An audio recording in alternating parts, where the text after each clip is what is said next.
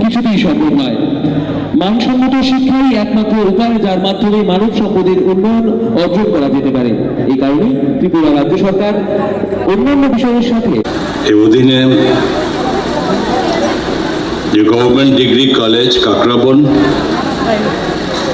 এবং 50 সিটের girls hostel of ডায়েটের একটু আগে জনপ্রিয় মুখ্যমন্ত্রী প্রফেসর ডক্টর মানিক শাহ মহোদয় সঙ্গে উপস্থিত আছেন রাজ্য সরকারের যিনি হায়ার এডুকেশন এবং পঞ্চায়েত ডিপার্টমেন্টের মাননীয় মন্ত্রী শ্রী কিশোর বর্মন মহোদয়, উপস্থিত আছেন কাকরাবন শালগড়া বিধানসভা কেন্দ্রের জনপ্রিয় বিধায়ক শ্রী জিতেন্দ্র মজুমদার মহাশয়, এবং এখানে উপস্থিত আছেন অমরপুর বিধানসভা কেন্দ্রের মাননীয় বিধায়ক শ্রী রঞ্জিত দাস মহাশয় এবং গোমতী জেলার মাননীয় সভাধিপতি শ্রী দেবল দেবরায় মহাশয় এবং director of higher education Shri Animesh Debbarma মহোদয় এবং আমাদের গোমতী জেলার মাননীয় ডিস্ট্রিক্ট আমাদের ডিএম ডিস্ট্রিক্ট ম্যাজিস্ট্রেট সাহেব এবং আমাদের ডিস্ট্রিক্টের সুপারিনটেন্ডেন্ট অফ পুলিশ এবং এছাড়াও এখানে সুপ্রিয়া সাহা মাননীয় চেয়ারপারসন কাকরাবন পঞ্চায়েত সমিতি এবং আমাদের যিনি বিশিষ্ট সমাজসেবী সবিতা নাগ মহাশয়া, ডাইরেক্টর এসসিআরটি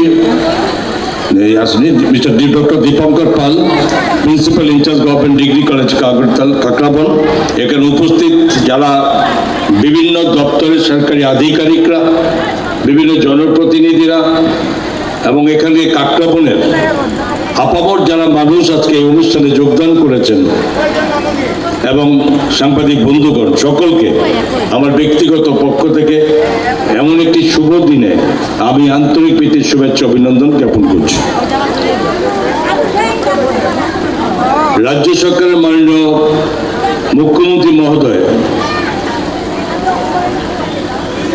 সারা রাজ্যের যেভাবে প্রতিটি ক্ষেত্রকে ক্রমান্বয়ে যে ডেভেলপমেন্টের পর্যায়ে নিয়ে চলেছেন, তার মধ্যে সব কিছুর সঙ্গে সর্বোচ্চভাবে যে জিনিসগুলোর উপর গুরুত্ব দিয়েছেন তার মধ্যে বিশেষ করে এডুকেশন ডিপার্টমেন্ট এবং অবশ্যই হেলথ ডিপার্টমেন্ট তার মধ্যে অন্যতম। এবং আজকে এই কাকরাবন এই ডিগ্রি কলেজ, সেখানে বহুদিনের দাবি ছিল উদয়পুরের মানুষের, যে আপনারা সকলে জানেন আমাদের নেতাজি সুভাষ মহাবিদ্যালয় এই একটি মাত্র কলেজ এখানে আছে এবং তার স্টুডেন্টস ক্যাপাসিটি যেখানে সর্বত্র প্রতি বৎসর বাড়তে থাকে। আজকের দিনে 5000 প্রায় 300 স্টুডেন্টস এখনো নেতাজি সুভাষ মহাবিদ্যালয় আছে। তার মধ্যে অবশ্যই যেখানে মহিলারা যারা গার্লস আছে সেখানে আমাদের 56.5%, মানে প্রায় 2953 জন যেখানে ছাত্রী সেখানে পড়াশোনা করে। পাশাপাশি যেখানে আছে যেখানে 43.5% টোটাল, যেখানে 2279 জন যেখানে স্টুডেন্টস সেখানে পড়াশোনা করছে। কলেজ বহু বছর আগের থেকে এখানে তৈরি হয়েছিল, কিন্তু সেখানে কলেজের যে এরিয়া এবং সেখানে বিকল্পভাবে কলেজে কোনো মতো অ্যাকোমোডেশন বাড়ানোর মতো সেখানে কোনো পর্যাপ্ত পরিমাণে জায়গা না থাকার কারণে এই বিশেষ করে এই সাবডিভিশন থেকে সময় প্রচুর ছাত্রছাত্রীকে যেখানে বাইরে পড়াশোনা করে যাওয়ার জন্য তাদের একটা স্বাভাবিকভাবে তাদের একটা প্রবণতা ছিল। যারা পড়াশোনা করতে হবে তাদেরকে যেভাবে কষ্ট করে হলো উদয়পুরের বাইরে গুলো কোথাও গিয়ে সেখানে তাদের সেখানে পড়াশোনা তাদেরকে সেখানে তাদের অ্যাডমিশন নিতে হতো। কিন্তু একটা বিশেষভাবে একটা বড় অংশের মানুষ যারা পরিবার যাদের আর্থিক ক্ষমতা তাদের সাধ্যের মধ্যে নেই, তাদেরকে কিন্তু বাধ্য হয়ে একটা সময়ে কলেজের দোরগোড়ায় গিয়ে পৌঁছে তারা পড়াশোনা করতে পারত না। এই দাবি বহুদিন ছিল, যেখানে একটা আলাদা করে কলেজের করা হোক, যাতে এই সাব ডিভিশন বা এই ডিস্ট্রিক্টের মানুষ যাতে এখানকার সেখানে ছেলেরা মেয়েরা পড়াশোনা করতে পারে, তাদের কোথাও যাতে বাইরে যাওয়ার দরকার প্রয়োজন না পড়ে এবং তাদের পড়াশোনা মাঝপথে যাতে বন্ধ না হয়, এই প্রচেষ্টা বহুদিনের দাবি ছিল। আজকে এই জায়গায় দাঁড়িয়ে যেখানে মাননীয় মুখ্যমন্ত্রী মহোদয় সারা রাজ্যের সঙ্গে প্রতিটি জায়গাতে প্রত্যেকটি বছর যেখানে কলেজের সংখ্যা বাড়ছে। আপনারা জানেন এর আগে বাজেটের মধ্যে বলা হয়েছিল আমবাসা এবং করবুক এবং কাকরাবন কলেজকে দেওয়া হবে, এবং তাই আজকের দিনে সেটা সম্পূর্ণ হয়েছে। এবং সেই সঙ্গে এটা নয়, মাঝপথে মাননীয় মুখ্যমন্ত্রী বর্তমান যিনি উচ্চশিক্ষা মন্ত্রী যেখানে কিশোর রায় বর্মন মহোদয় যে বিধানসভা কেন্দ্রের উনি বিধায়ক, উনি কিন্তু বাজেটের বাইরে ঘোষণার বাইরেও মাননীয় মুখ্যমন্ত্রীর সেখানে বলাতে ঘোষণাতে ওখানে উনিও একটি মহিলা কলেজ পেয়ে গেলেন। সুতরাং এইভাবে শিক্ষা ব্যবস্থাকে এগিয়ে নেওয়ার জন্য শুধু শুধুমাত্র তৈরি কলেজকে সৃষ্টি করা নয়, কিন্তু প্রতিটি ক্ষেত্রে শিক্ষাকে অন্যভাবে এগিয়ে যাওয়ার জন্য মাননীয় মুখ্যমন্ত্রী বক্তব্য ব্যক্ত হয়েছে। এবং এটা আজকে স্বীকার করতে হবে যে ৪৫ বছর ধরে যারা সরকারে ছিলেন, ৩৫ বছর তাদের হেভিওয়েট নেতৃত্ব ছিলেন এখানকার এলাকার বিধায়ক তথা মন্ত্রী। এখানে এই ধরনের কোনো ব্যবস্থা ছিল, এখানে রাস্তাঘাট থেকে শুরু করে বাকি ডেভেলপমেন্ট এবং হেলথ সেক্টরকে কখনো উন্নয়নের রাস্তা কেউ দেখেছে কিনা এই প্রশ্ন আজকে এই সমাবেশে আমি সমস্ত মানুষের কাছে রাখলাম। মানে আমাদের সরকার আসার পরে এখানে হসপিটালকে উন্নত করা নিয়ে শুরু করে মির্জাতে হসপিটাল করা থেকে শুরু করে এবং এই সমস্ত কিছু করা হয়েছে এই সময়ে, যেখানে মানুষের যাতে চিকিৎসা পরিমাণকে রাজ্যের মধ্যে এমন এক জায়গায় পৌঁছেছেন এবং বাকিটা করার প্রচেষ্টা করছেন, যেখানে রাজ্যের মানুষ এখন কথায় কথায় রেফার করে যেতে হয় না। এই রাজ্যের চিকিৎসা ব্যবস্থা আছে, হার্ট থেকে শুরু করে কিডনি ট্রান্সপ্লান্ট থেকে শুরু করে এবং বিভিন্নভাবে যেখানে আজকে চিকিৎসা পরিষেবাকে এগিয়ে চলা হয়েছে। নিউরোসার্জন নিউরো চিকিৎসা ব্যবস্থার জন্য প্রতিনিয়ত যেখানে যেতে হতো রাজ্যের বাইরে, সেটাও আজকে বন্ধ হয়েছে। আগামী দিনে চোখের এবং ডেন্টাল অপথলমোলজি থেকে শুরু করে বাকি সমস্ত চলছে। এবং আমি যদি বলি যেহেতু অর্থ দপ্তর আছি, আমি আপনাদের জ্ঞাতার্থে শুধু বলি মাননীয় মুখ্যমন্ত্রী কিভাবে প্রত্যেকটা বর্ষ যে এই বিশেষ করে প্রত্যেকটা সেক্টরকে বাড়িয়েছে, যেখানে আজকে আমাদের দেখেছি যে আজকে রাজ্যের মধ্যে যদি শিক্ষা ব্যবস্থা দেখা যায় 2017-18 যখন সরকার ছিল আগের, তাদের সময়ে শিক্ষা ব্যবস্থার মধ্যে কত টাকা ছিল বাজেট, আজকে সেখানে ছিল 248 কোটি টাকা 2017-18 সালে, এবং 2024-25 আমি মাঝখানে ছেড়ে দিলাম, সেখানে হয়েছে 372 কোটি টাকা টোটাল, সেখানে আমাদের বাজেটকে বর্ধিত করেছে। এবং আজকে 25-26 এইভাবে বাজেট প্রায় 62% তার থেকে আজকে বৃদ্ধি করা হয়েছে। শিক্ষা ব্যবস্থাকে শুধু কলেজ নয় এবং জাতি জনজাতি ছাত্রছাত্রীদেরকে উচ্চশিক্ষায় শিক্ষিত করার জন্য বিভিন্নভাবে যেখানে ওনার এইভাবে বাজেটের মধ্যে রেখে তাদেরকে বাইরে পাঠিয়ে IAS IPS করা থেকে শুরু করে যে ব্যবস্থা করা হয়েছে। এবং সেই নয়, মাননীয় উচ্চশিক্ষামন্ত্রী বলেছেন যে শুধুমাত্র ডিজিটাল ইন্ডিয়া ডিজিটাল ত্রিপুরার সঙ্গে সমস্ত সামঞ্জস্য রেখে যেখানে আমাদের রাজ্যে টোটালি এখন ডিজিটাল চেক প্রায় সম্পূর্ণরূপে আমরা পদার্পণ করেছি। এবং আমার সঙ্গে সঙ্গে বলতে হবে যে স্টুডেন্টদের আরও শিক্ষার সঙ্গে শুধুমাত্র পুস্তকের মধ্যে সীমাবদ্ধ না রেখে সারা পৃথিবীর সঙ্গে সমস্ত জায়গায় তথ্য সঙ্গে নেওয়ার জন্য মাননীয় মুখ্যমন্ত্রী যে যুব যোগাযোগ যোজনার মাধ্যমে যিনি বলেছেন প্রায় 50,000-এরও বেশি স্টুডেন্টকে, প্রায় 50,771 জন স্টুডেন্টসকে যেখানে মোবাইল দেওয়ার ব্যবস্থা করে দিয়েছেন।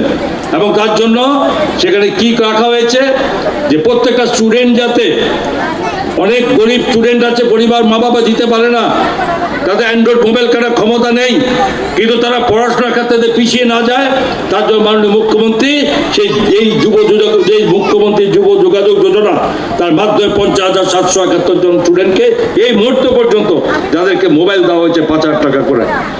এবং দিয়ে শুধু বন্ধ নেই, নতুন সিদ্ধান্ত নেওয়া হয়েছে যে এই মোবাইল যদি ব্যবহার করতে হয় তাহলে ওয়াইফাই কানেক্টিভিটি প্রয়োজন, আর নাহলে যাদের পয়সা আছে তারা সেখানে তারা ইন্টারনেটের সঙ্গে পয়সা দিয়ে করতে হবে। মুখ্যমন্ত্রী যে জায়গায় ভেবেছেন যে যখন দেওয়া হয়েছে এই শিক্ষা ব্যবস্থাতে কোথাও পিছিয়ে না যায়, তাহলে তাদেরকে ওয়াইফাই কানেক্টিভিটি করে দেওয়া হোক, যাতে তাদের বিনা পয়সায় পড়াশোনা করে সেখানে তারা তার শিক্ষার সঙ্গে যুক্ত থাকতে পারে। আজকে সেই জায়গায় 30টি সরকারি কলেজে যেখানে ওয়াইফাই কানেক্টিভিটি মাননীয় মুখ্যমন্ত্রীর হাত দিয়ে কয়েকদিন আগে এই সমস্ত 30টি কলেজকে ওয়াইফাই কানেক্টিভিটির সঙ্গে যুক্ত করে দেওয়া হয়েছে। তার মধ্যে আরেকটি যখন শুরু হয়েছিল তখন শিক্ষা দপ্তরের পর যেখানে পরামর্শ বা সেই আলোচনা একটা সিদ্ধান্ত নেওয়া হয়েছিল যে প্রত্যেক বছরের যারা যাবে চলে যাবে সিনিয়র স্টুডেন্টরা তারা সেখানে এই সুযোগের আওতায় আসবে।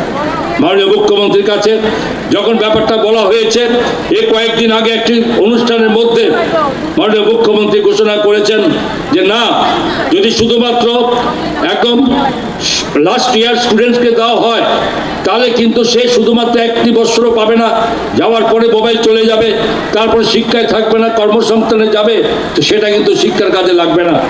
এবং এই ঘোষণা দিয়েছেন, এবং সেই ঘোষণা হচ্ছে এই যে এবার এই প্রথমবার যেখানে আগামী এই সেশনে সেখানে প্রত্যেকটা ফার্স্ট ইয়ার স্টুডেন্ট এবং লাস্ট ইয়ারকেও দিতে হবে, চলে যাবে, ফার্স্ট ইয়ার স্টুডেন্টকে দেবে, একসঙ্গে 2 বছর স্টুডেন্টকে যদি দেওয়া যায় তাহলে আগামী দিন থেকে দেখা যাবে ফার্স্ট ইয়ার স্টুডেন্ট থেকে শুরু করে তাহলে শেষ পর্যন্ত পড়াশোনা পর্যন্ত সঙ্গে তারা মোবাইল পেয়ে যাবে।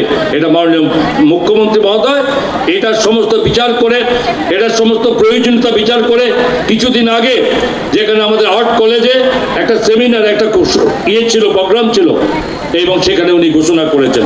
স্বাভাবিকভাবেই এইভাবেই আমরা শিক্ষা ব্যবস্থার উপরে মাননীয় মুখ্যমন্ত্রী গুরুত্ব আরোপ করেছেন।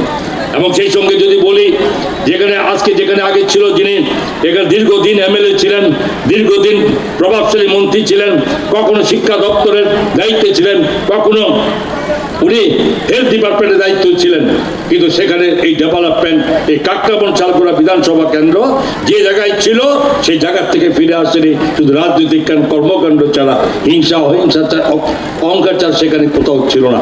আজকে কাকরাবনে পরিবর্তন হয়েছে। কাকরাবন চালকুড়া বিধানসভা কেন্দ্রের মাননীয় বিধায়ক জিতেন্দ্র মজুমদার, সেই সঙ্গে অবশ্যই নাম তো নিতে হবেই, যার সরাসরি যুক্ত আছে সেখানে অভিষেক দেবরায়। অভিষেক তাদের যৌথ উদ্যোগে আজকে রাস্তাঘাট থেকে শুরু করে পিডব্লিউডি সেক্টর বলুন, বাকি অন্যান্য সেক্টর বলুন, এবং পঞ্চায়েত থেকে শুরু করে এগ্রিকালচার থেকে শুরু করে সমস্ত ক্ষেত্রকে এমনভাবে সাজিয়ে তোলা হয়েছে। এখন যদি বলে যে গোমতী জেলাতে এগ্রিকালচার সবচেয়ে ভালো জায়গা কোথায়, সবচেয়ে বেশি উৎপাদন কোথায়, কৃষকরা কোথায় সবচেয়ে বেশি সুযোগ পায়, সেটা বলতে হবে কাকরাবন এই এলাকাতে কৃষকরা সর্বশক্তিমান কৃষক এই গোমতী জেলার মধ্যে। বন্ধুগণ, আমি এই জায়গায় বলছি তো প্রত্যেক ডেভেলপমেন্ট, স্বাস্থ্য পরিষেবার ডেভেলপমেন্ট কোথায় করেছে মাননীয় মুখ্যমন্ত্রী নিজে? অবশ্যই উনি একজন ডক্টর, উনি ডক্টর হিসাবে ওনার দায়িত্ব সারা রাজ্যের সমস্ত ডিপার্টমেন্ট, কিন্তু স্বাস্থ্য দপ্তরকে এই জায়গায় পৌঁছেছে। আমি সুন্দর ছোট্ট মাত্র শুধু একটি অর্থনৈতিক ব্যাখ্যা দিই। 2017-18 সালে এরা যে স্বাস্থ্য পরিষেবায় যেখানে বাজেট ছিল 773 কোটি টাকা, আর 24-25-এ মাননীয় মুখ্যমন্ত্রীর নির্দেশে মাননীয় মুখ্যমন্ত্রীর ইচ্ছায় সে বাজেট দাঁড়িয়েছে 1726 কোটি টাকা, 123% বেশি। 773 কোটি টাকাতে 1726 কোটি টাকা মাননীয় মুখ্যমন্ত্রী স্বাস্থ্য দপ্তরের জন্য উনি ঘোষণা করেছেন, এবং আজকে তার প্রতিনিয়ত তার ডেভেলপমেন্ট। আর যদি বলি 25-26-এ সেখানেও থেমে থাকেননি তিনি সেখানে বাজেটের মধ্যে 1948 কোটি টাকা, যদি আমি 17-18 বাজেট ধরি 152% বেশি, 1948 কোটি টাকা 25-26-এ বাজেটের প্রবিধান রাখা হয়েছে। আগামী দিনে এই সমস্ত কিছু যা করবে, যদি করা হয়, আগামী 1-1.5 বছরের মধ্যে এই রাজ্যের চিকিৎসা পরিষেবা এমন জায়গায় পৌঁছাবে যে কোনো বাইরে যাওয়ার জন্য কোনো প্রয়োজন কারো থাকবে না। এটাকে বলে ডেভেলপমেন্ট। যারা ডেভেলপমেন্ট করতে পারেনি তারা সবকিছু অন্ধকার দেখে সবকিছু সমালোচনা করবে। সমালোচনা করতে পারে, 100 বার সমালোচনা করার অধিকার প্রতিটা মানুষের গণতান্ত্রিক অধিকার আছে, কিন্তু মিথ্যার উপরে ব্যস্ত করে নয়। আজকে এখানে যখনই আমি দেখেছি, এখানে যখনই প্রায় আসার সুযোগ হয়, আমি দেখেনি সেখানে সমালোচনা কিছুই করেনি। পাল্টা যদি প্রশ্ন করা যায় যে আপনারা 35 বছরে কি করেছেন, তার জবাব দিন। সরকার ছিল, আপনারা ছিলেন, প্রভাবশালী মন্ত্রী ছিল, কিন্তু কি করা হয়েছিল এলাকার জন্য, এবং সেটা প্রশ্ন আজকে মানুষের মনে মনে ঘুরছে। আমি ভাগ্যবান এই কাকরাবনের আপামর মানুষ, যারা আজকে শিক্ষা নয় শুধু, স্বাস্থ্য নয় শুধু, সমস্ত দিক দিয়ে মাননীয় মুখ্যমন্ত্রীর নেতৃত্বে প্রত্যক্ষ যেখানে ওনার লক্ষ্য থাকে, প্রতিটি পদক্ষেপকে উনি প্রত্যেকভাবে বিচার বিশ্লেষণ করেন এবং সেটা খোঁজ রাখেন। এবং যেমন আমাদের দেশের যশস্বী প্রধানমন্ত্রী দিল্লিতে বসে বিভিন্ন মানুষের সঙ্গে সরাসরি গ্রামীণ এলাকায় কথা বলেন, তেমনি সেখানে আমাদের মাননীয় মুখ্যমন্ত্রীও ওনার সেই ব্যবস্থা উনি করেছেন। তার থেকে বসে যেখানে ডিস্ট্রিক্ট ম্যাজিস্ট্রেট, এসডিএম থেকে শুরু করে, বিডিও থেকে শুরু করে, পঞ্চায়েত প্রধানদের থেকে শুরু করে সেখানে কথা বলার ব্যবস্থা রেখেছেন। সরাসরি জানতে চান ডেভেলপমেন্ট কোথায় চলছে, কোথায় আটকে আছে। এটা আমাদের উন্নয়নের অন্যতম একটি অঙ্গ আছে। আমি মনে করি কাকরাবনবাসী সেখানে এখানে শেষ নয়। আমি জানি আজকে কাকরাবনের এই ডিগ্রি কলেজের মাধ্যমে এবং সেখানে কিছুটা হলেও লাঘব হতে যাচ্ছে আগামী দিনে, যে সংখ্যার জন্য, যেখানে পড়াশোনার জন্য ওভারক্রাউড যেখানে ছিল নেতাজি সুভাষ মহাবিদ্যালয়ে, তার কিছুটা হলে লাঘব এই কাকরাবন মহাবিদ্যালয় চালু করার পরে হবে। এবং সেখানে অবশ্যই যদি অনেক দাবি ছিল এই উদয়পুরের মানুষের, বিশিষ্ট জনেদের, শিক্ষাবিদদের, যে উদয়পুরে একটা যেখানে মহিলা কলেজ করা হোক। যাই হোক, আমার সেই বক্তব্য মহিলা অনেক সংখ্যা পড়াশোনা করে।